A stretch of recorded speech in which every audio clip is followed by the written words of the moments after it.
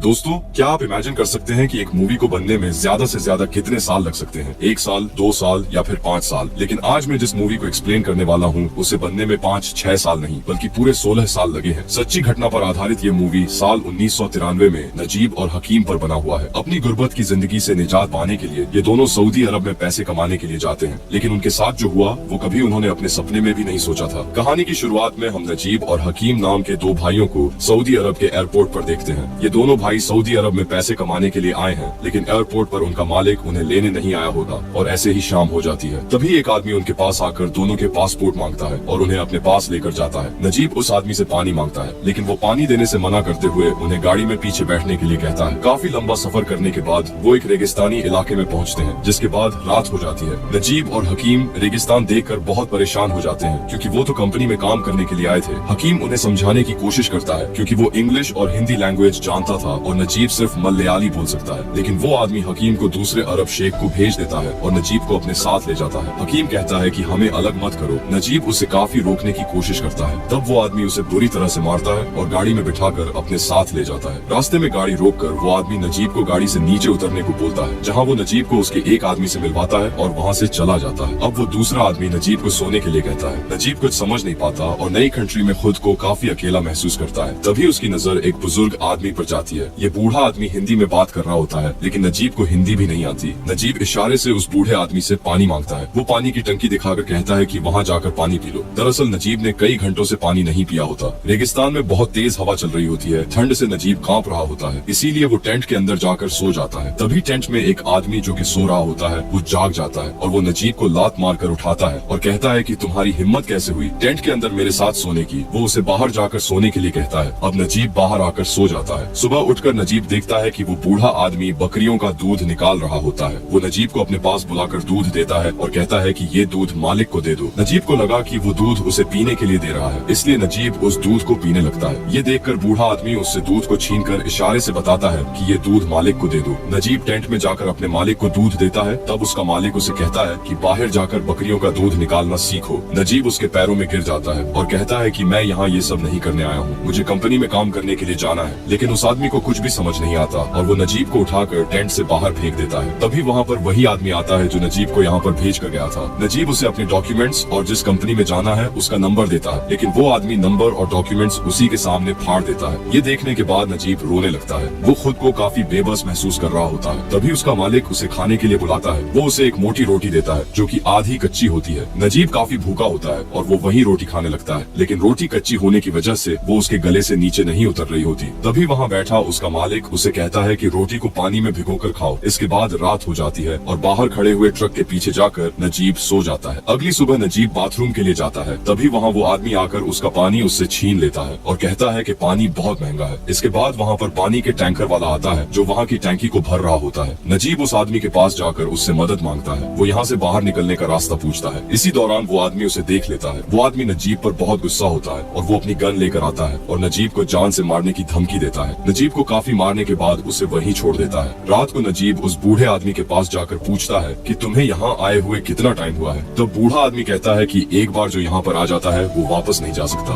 अगली सुबह नजीब का मालिक उसे कहता है कि बकरियों का दूध निकालो, क्योंकि वो बूढ़ा आदमी कहीं दिखाई नहीं दे रहा होता। यहाँ नजीब को दूध निकालने का कोई भी एक्सपीरियंस नहीं होता, इसलिए बकरियां उस पर हमला कर देती हैं, जिस वजह से वो जमीन पर गिर जाता है। लेकिन गुजरते वक्त के साथ नजीब ये काम भी सीख जाता है। एक दिन काम करते हुए नजीब की नजर एक कार के शीशे पर जाती है। वो खुद का चेहरा देखकर काफी मायूस हो जाता है। उसका चेहरा काफी बदल चुका होता है। नजीब सोच रहा होता है कि वो कभी भी यहाँ से नहीं निकल पाएगा, इसीलिए वो पहाड़ी से नीचे कूदकर अपने आप को मारने की कोशिश करता है। वो पहाड़ी पर जाता है और नीचे देखता है कि कई सारे गिद्ध एक मुर्दे को खा रहे होते हैं। नजीब नीचे जाकर देखता है कि आखिर ये लाश किसकी है, लेकिन जब वो नीचे जाता है तो ये लाश और किसी की नहीं बल्कि उसी बूढ़े आदमी की होती है जो उसके साथ काम करता था, जिसे मरने के बाद रेगिस्तान में फेंक दिया गया ताकि गिद्ध उसे नोच कर खा सके। नजीब सोचता है कि अगर मैं यहाँ रुका तो मेरा भी यही हाल होगा। तब नजीब वापस आ जाता है और अगली सुबह वहाँ से भागने की कोशिश करता है, लेकिन उसके मालिक को पता चल जाता है। वो ऊंट पर बैठकर उसका पीछा करता है और गोली चलाता है। गोली की आवाज सुनकर नजीब डर जाता है और वहीं पर ही रुक जाता है। उसका मालिक उसे बहुत बुरी तरह से मारता है और उसका एक पैर तोड़ देता है ताकि वो फिर से भाग न पाए। अब इसके बाद रात हो जाती है और नजीब बड़ी मुश्किल से अपने हाथ खोलकर पानी पीता है। यहाँ पर काफी समय बीत जाते हैं और हम देखते हैं कि नजीब को काफी वक्त गुजर चुका होता है। एक दिन वो रेगिस्तान में भेड़ों को चरा रहा होता है। तभी अचानक बारिश होने लगती है। नजीब अपनी बकरियों को लेकर एक गुफा के अंदर सहारा लेता है। कुछ देर बाद उसे एक आवाज सुनाई देती है और वो गुफा से बाहर निकलकर उसी आवाज की तरफ जाता है। कुछ दूरी पर उसे एक आदमी दिखाई देता है। यहाँ पर ये आदमी कोई और नहीं बल्कि वो नजीब का भाई हकीम होता है। ये दोनों एक दूसरे के गले मिलकर बहुत रोते हैं। दोनों को अपनी आंखों पर यकीन नहीं होता कि कई सालों से ये दोनों गुलामी की जिंदगी जी रहे होते हैं। हकीम बताता है कि मुझसे कई जगहों पर काम करवाया गया और काफी टॉर्चर भी किया गया। तभी दूर से एक गाड़ी आकर खड़ी हो जाती है। हकीम कहता है कि मेरा मालिक आया है। इसके बाद हकीम वहाँ से चला जाता है। अगली सुबह नजीब जब ऊँट लेकर जा रहा होता है तब वहाँ पर हकीम आता है और उसे एक चिट्ठी देकर चला जाता है। नजीब उस चिट्ठी को पढ़ता है जिसमें लिखा होता है कि मैं जहाँ काम करता हूँ वहाँ इब्राहिम नाम का एक आदमी है जो यहाँ के सारे रास्ते जानता है और वो हमारी मदद करने के लिए तैयार है। हम उसकी मदद से यहाँ से भाग सकते हैं। कुछ दिनों के बाद नजीब, हकीम और इब्राहिम एक जगह पर मिलते हैं। इब्राहिम बताता है कि कुछ दिन बाद बड़े मालिक की बेटी की शादी है और सभी लोग वहाँ जाएंगे। ये दिन सही रहेगा हमारे लिए यहाँ से भागने के लिए। इसके बाद काफी टाइम गुजर जाते हैं और शादी के दिन आ जाता है। नजीब को उसका मालिक बोलता है कि मैं 2 दिन के लिए शादी में जा रहा हूँ और तुम यहाँ भेड़ों का ख्याल रखोगे। उसके जाने के बाद नजीब सबसे पहले नहाता है क्योंकि वो कई महीनों से नहाया नहीं होता। इसके बाद वो वही कपड़े पहनता है जिन कपड़ों में वो यहाँ आया था, लेकिन उसकी पैंट काफी लूज हो चुकी थी, इसलिए वो रस्सी को बांधकर पैंट पहनता है। अगले दिन नजीब भेड़ों को चारा देता है और कहता है कि मैं यहाँ से जा रहा हूँ और कभी भी वापस नहीं आऊंगा। तभी हकीम और इब्राहिम वहाँ पर आते हैं। इसके बाद तीनों यहाँ से निकल जाते हैं। अब सफर करते करते इनको रात हो जाती है। तीनों काफी थके हुए होते हैं। रास्ते में वो देखते हैं कि एक काफिला आराम कर रहा है। इब्राहिम उनके पास पानी के लिए जाता है, लेकिन वहाँ बैठा आदमी उन पर गोलियां चलाने लगता है और तीनों वहाँ से भाग जाते हैं। इसके बाद सुबह हो जाती है। हकीम और नजीब, इन दोनों को बहुत प्यास लगी होती है। हकीम इब्राहिम से पूछता है कि रास्ता कहाँ पर है, यहाँ तो चारों तरफ सिर्फ रेगिस्तान ही रेगिस्तान है। तब इब्राहिम कहता है कि हम रास्ता भटक चुके हैं और गलत साइड में बढ़ रहे हैं। कुछ देर बाद हकीम देखता है कि एक ऊंट पानी पी रहा है। वो पागलों की तरह उस तरफ भागता है। इब्राहिम कहता है कि वहाँ पानी नहीं है, ये सिर्फ तुम्हारा वहम है। हकीम जब वहाँ पर पहुँचता है तो वो देखता है कि वहाँ पर एक मरा हुआ ऊंट पड़ा होता है। ये तीनों फिर से आगे बढ़ने लगते हैं और एक जगह नमाज पढ़ने के लिए रुकते हैं। तभी कई सारे रेगिस्तानी जहरीले सांप रेत से बाहर निकलते हैं। इब्राहिम हकीम को खींचकर बचा लेता है, लेकिन नजीब का पैर टूटा हुआ होता है जिसकी वजह से वो तेजी से भाग नहीं पाता। इसलिए उसे इब्राहिम कहता है कि हिलना मत, चुपचाप खड़े रहो। यहाँ पर सांप नजीब के पैरों के ऊपर से गुजर जाता है। नजीब के पैरों में छाले पड़ जाते हैं। इस वजह से वो आगे नहीं बढ़ सकता। इसीलिए इब्राहिम अपनी जैकेट निकालकर उसके पैरों में बांध देता है। कुछ देर आगे चलने के बाद ये दोनों भाई फिर से गिर जाते हैं क्योंकि कई दिनों से इन लोगों ने पानी नहीं पिया होता। इन सबको बेहद प्यास लगी होती है, लेकिन इब्राहिम इन दोनों को हिम्मत देता है। हकीम काफी थक चुका होता है और उसे इब्राहिम अपने कंधों पर उठा लेता है, लेकिन कुछ देर के बाद नजीब भी नीचे गिर जाता है। दोनों भाइयों को होश नहीं होता, इसीलिए इब्राहिम उन्हें अपना पसीना पिलाता है। फिर तीनों आहिस्ता आहिस्ता आगे बढ़ते हैं। कुछ देर आगे बढ़ने के बाद हकीम को होश आने लगता है। उसे शहर दिखाई देता है। वो भागने लगता है और चिल्लाते हुए कहता है कि हम पहुंच गए। वो भूख के मारे रेत खाने लगता है। नजीब उसे संभालने की कोशिश करता है, लेकिन वो नजीब को भी धक्का देकर वहाँ से भागने लगता है और आगे गिर जाता है। उसके मुंह से खून भी आने लगता है। नजीब अपने भाई को बचाने की कोशिश करता है, लेकिन हकीम की सांसें रुक जाती है। तभी रेगिस्तान में एक खतरनाक तूफान आता है। इब्राहिम नजीब को बचाकर आगे ले जाता है, लेकिन वो दोनों तूफान की लपेट में आ जाते हैं। कुछ देर के बाद तूफान भी थम जाता है। इब्राहिम और नजीब जिंदा होते हैं। नजीब खड़ा होकर अपने भाई को आवाज देता है, जिसकी डेड बॉडी तूफान में ढक जाती है। इब्राहिम नजीब को कहता है कि अगर हमें जिंदा रहना है तो आगे बढ़ना होगा। इसके बाद ये दोनों आगे बढ़ने लगते हैं और सफर में चलते चलते इनको शाम हो जाती है। तभी इन्हें पेड़ और पानी दिखाई देता है। दोनों उस तरफ पागलों की तरफ दौड़ते हैं, लेकिन इब्राहिम नजीब को पानी पीने से रोक देता है क्योंकि ये पानी जहरीला भी हो सकता है। इब्राहिम एक कपड़े को गीला करके नजीब को पानी पिलाता है और खुद भी पीता है। वहाँ पर इन्हें एक खाली बोतल भी मिलती है, जिसकी मदद से वो एक धुन बजाता है। कुछ देर बाद इन्हें आसमान में परिंदे भी दिखाई देते हैं, जिससे इन्हें समझ में आ जाता है कि किस तरफ जाना चाहिए। वो दोनों उसी साइड की तरफ जाने लगते हैं जिस तरफ परिंदे उड़ रहे थे। अब रात होने वाली होती है और नजीब की हालत काफी खराब हो चुकी होती है। रात को वो वहीं सो जाते हैं। अगली सुबह जब नजीब की आंखें खुलती है तो वो देखता है कि इब्राहिम वहाँ पर नहीं है। तभी उसे पानी की बोतल वहाँ पर दिखाई देती है, जिसे इब्राहिम रखकर चला गया होता है और अब रेगिस्तान में नजीब अकेला आगे बढ़ता है। भूख और प्यास ने उसे बेहाल कर दिया होता है। उसके पैर में भी काफी दर्द हो रहा होता है। वो पानी की बोतल निकालकर पानी पीता है। तभी वहाँ पर उसे गाड़ियों के गुजरने की आवाज आती है और वो उसी साइड भागने लगता है। वो देखता है कि वो हाईवे पर पहुंच चुका है। वो हाईवे पर काफी देर तक मदद लेने की कोशिश करता है। उसे वहाँ पर शाम हो जाती है। वो रोड से गुजरती हुई गाड़ियों को रोकने की कोशिश करता है, लेकिन पूरी रात खड़े होने के बाद भी वहाँ पर कोई नहीं रुकता। अगली सुबह नजीब सड़क के बीच में से आगे जा रहा होता है। तभी एक कार उसके पास आकर रुकती है। ये कार एक शेख की होती है। शेख उसे अपनी गाड़ी में बिठाता है और पीने के लिए पानी भी देता है। वो शेख शहर में आकर नजीब को एक इंडियन होटल के सामने छोड़ देता है, जहाँ का मालिक बहुत अच्छा होता है, जो भटके हुए आदमियों की मदद करता है। वो नजीब को नहलाता है, उसके बाल भी कटवाता है। नजीब की तबीयत काफी खराब होती है, इसीलिए वो वहीं पर डॉक्टर को बुलवाकर उसका ट्रीटमेंट करवाता है। नजीब पूरी रात आराम करता है। अब वो काफी ठीक महसूस कर रहा होता है। होटल का मालिक नजीब को कहता है कि तुम्हारे दिए हुए पते से तुम्हारे फैमिली के साथ कांटेक्ट हो चुका है। इसके बाद वो नजीब की फैमिली से उसकी बात करवाता है। नजीब अपनी फैमिली से बात करते हुए बहुत रोता है। इसके बाद नजीब को पुलिस स्टेशन ले जाया जाता है ताकि प्रोसेस पूरा होने के बाद उसे इंडिया वापस भेज दिया जाए। दरअसल जिनके पास डॉक्यूमेंट नहीं होते हैं उन्हें जेल में 3 महीने रखा जाता है। तभी जेल में कुछ लोग आते हैं उन लोगों की पहचान करने जो अपनी कंपनी या उनके मुल्क से भाग आते हैं। असल में अरब में मालिक अपने गुलामों को पहचान कर ले जाते हैं। तभी नजीब को वो आदमी दिखाई देता है जो उसे गुलाम बनाकर ले गया था। वो नजीब के पास आकर रुकता है। यहाँ नजीब को लगता है कि वो शेख उसे फिर से गुलाम बनाकर ले जाएगा, लेकिन वो शेख उसके सर पर हाथ रखकर कहता है कि तुम मेरे यहाँ से भागे ठीक है, अगर मैंने तुम्हें स्पॉन्सर किया होता तो मैं तुम्हें वापस रेगिस्तान में लेकर सबक सिखाता, लेकिन तुम मेरे बुलाए हुए गुलाम नहीं हो। वो तो मुझे कोई नहीं मिला तो मैंने तुम्हें गुलाम बनाया था। इतना कहकर वो शेख वहाँ से चला जाता है। नजीब काफी डर जाता है। तभी उसके पास में खड़ा हुआ आदमी उसे बताता है कि उसने तुम्हें स्पॉन्सर नहीं किया था, इसीलिए वो चला गया, लेकिन तुम गलत वीजा पर आए थे, इसीलिए तुम उसके जाल में फंस गए, लेकिन अब तुम अपने घर वापस जा सकते हो। नजीब वहीं बैठकर बहुत रोने लगता है। अगले सीन में हम देखते हैं कि नजीब प्लेन की तरफ जा रहा होता है। तब वो कहता है कि कोई परदेश जाता है तब अपने घर वालों के लिए तोहफा लेकर आता है, लेकिन मेरी वाइफ और मेरे बेटे को देने के लिए सिर्फ मेरी बची हुई जिंदगी है। इन्हीं लाइंस के साथ इस मूवी का द एंड हो जाता है। तो दोस्तों कैसी लगी आपको ये कहानी? उम्मीद करूंगा कि आपको ये कहानी पसंद आई होगी। मिलते हैं एक और मजेदार कहानी के साथ।